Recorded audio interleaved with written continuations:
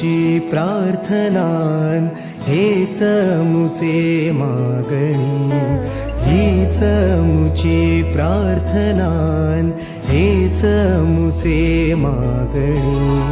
माणसाने माणसाशी माणसासम वागणे,